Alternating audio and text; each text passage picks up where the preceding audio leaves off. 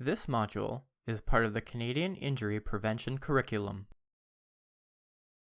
Audio is required for an enhanced learning experience. Throughout the module, you can access the glossary by clicking the upper left-hand corner in the toolbar above the video and the resources below the video. If at any time you are confused, stuck, or need help, you can click on the upper right-hand corner in the toolbar above the video. Welcome to RiskyPlay. This module contains a glossary that can be accessed anytime. The glossary contains terms and definitions that will be used throughout the module. If, at any time during the module, you would like to review a term's definition, this glossary can be accessed on the upper left tab in the toolbar above this video on the page where the resources are. Upon completion of this module, you will be able to define risk and injury, understand how risk perception relates to risk, define risky play, understand the relationship between risky play and resiliency, and assess risky play in outdoor play spaces. According to the ISO 31000, risk is defined as the effect of uncertainty on objectives. There are many factors that increase one's perception of risk. They can be grouped into three themes: the potential for extreme outcomes, risk uncertainty, and a lack of perceived control. Take, for example, the risk associated with driving and flying.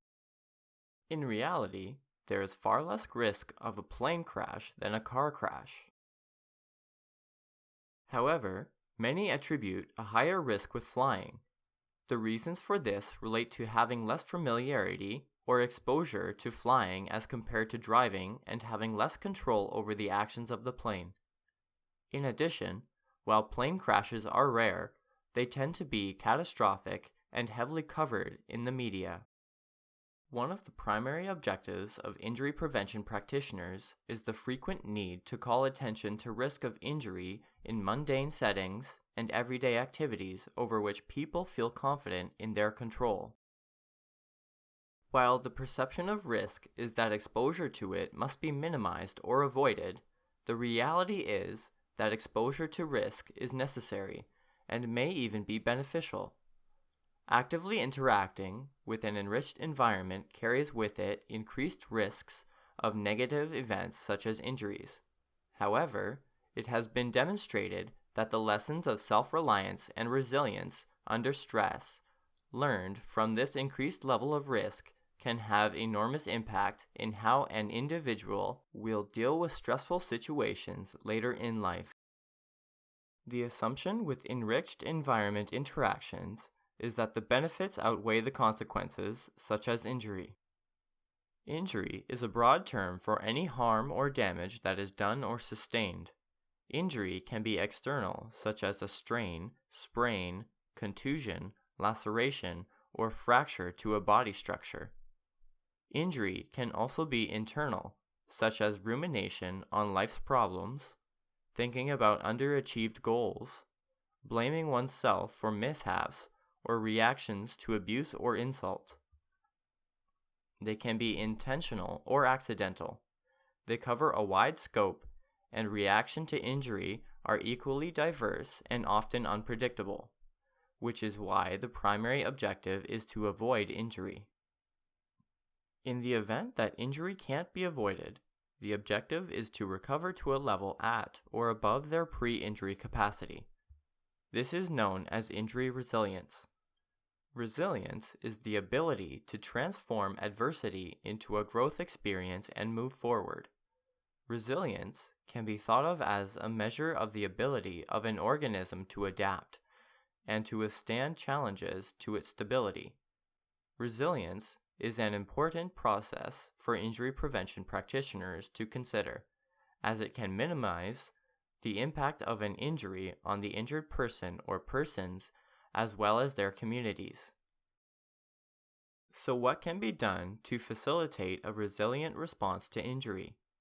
Research suggests that reassurance, first aid, positive redirection, persuasion, advice, support to establish safety, calm, and a sense of being able to solve problems for oneself, group, or community are characteristics of highly resilient individuals. Injury resilience can be maximized in a number of ways. Number 1. Facilitate healthy and connected early life experiences to maximize brain elasticity and adaptability. This includes assisting community efforts to reduce negative child experiences such as child abuse and neglect. Positive early childhood experiences play large dividends to individuals and society. Number 2. Acknowledge that injury will and does occur in all parts of the life cycle. Number 3. Recognize the injured person brings their personal life experience, knowledge, and fears to this point in their life. Their resilience capacity is impacted by past experiences and the context of their current injury. Number 4. Empower individuals and communities with knowledge and skills to deal with the immediate physical and psychological needs of injury. Number 5. Engage the care team needed to surround the injured person with positive effort. Number 6. Seek opportunity and innovative options to recover and grow from this injury experience. Number 7. Encourage self-control, self-management, and self-esteem elevation through community partnerships and support. Avoid individual and cultures of learned helplessness. Number 8. Encourage a positive mental health and support and treat mental stress and illness. Number 9. Encourage early recognition of comorbid conditions that would benefit from acknowledgement and treatment. Number 10.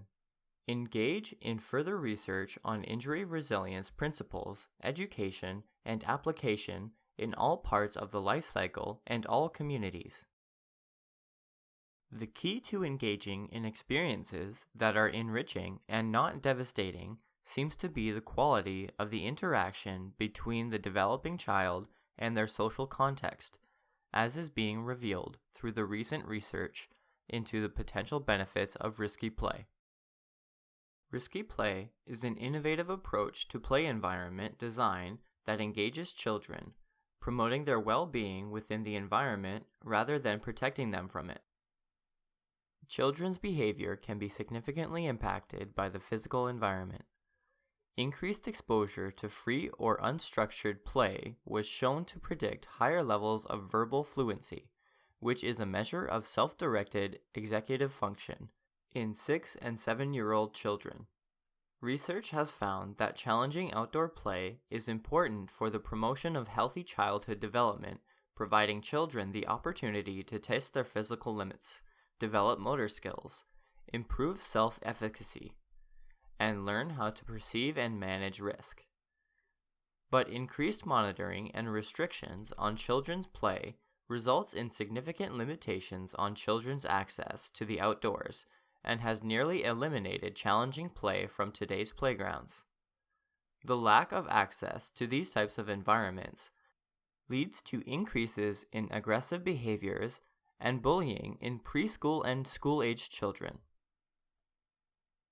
Guidelines have been developed to facilitate the design of play environments that contribute to early childhood development. The guidelines are based on qualitative assessment of the character and context of a play space, and discuss how the overall design promotes connectivity and clarity while offering opportunities for change, chance, and challenge within the space. The key to engaging in experiences that are enriching and not devastating seems to be the quality of the interaction between the developing child and their social context, as is being revealed through the recent research into the potential benefits of risky play. Imagine that you are a member of a parent-teacher committee at a school looking to erect a new play environment, but there is division between the group. Todd Tahatary is a father of a 6-year-old in the school. he leads a group of parents and teachers interested in purchasing a playground kit with a fence and carpet included. Mr. Tahadari and his like-minded fellow committee members support a design like the picture shown here. Roberta Rizico has 3 kids at the ages 12, 8, and 6 years old. She leads a group of parents who are looking to create an enriched play environment at the school. Miss Rizico and her like-minded fellow committee members support a design like the picture shown here.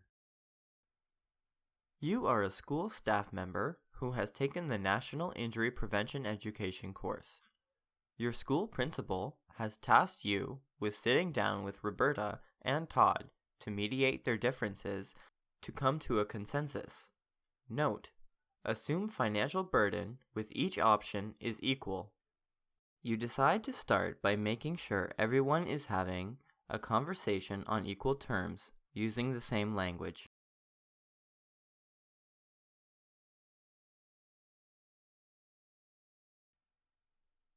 You know that it is important to the development of a resilient response in children, which included reassurance, first aid, positive redirection, persuasion, advice, support to establish safety, calm, and a sense of being able to solve problems for oneself, group, or community with support and hope.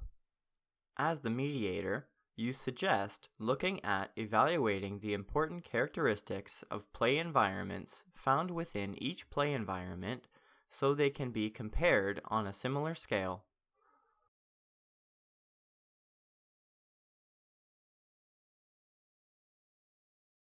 Which attributes of play environment design are incorporated into play environment option A?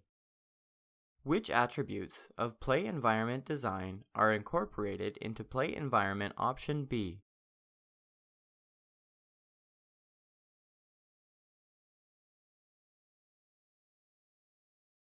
There are 2 parts to complete the evaluation of this module. The first part is intended to assess if you have shifted your readiness to tackle risky play. The first question asks how you felt before you began the module, and how you feel now that you have completed the module. The second question is about behavior change. The second part of the evaluation of this module is a feedback form. This feedback form will help us to improve the quality of this module. Please click on the link in the question panel to complete the survey.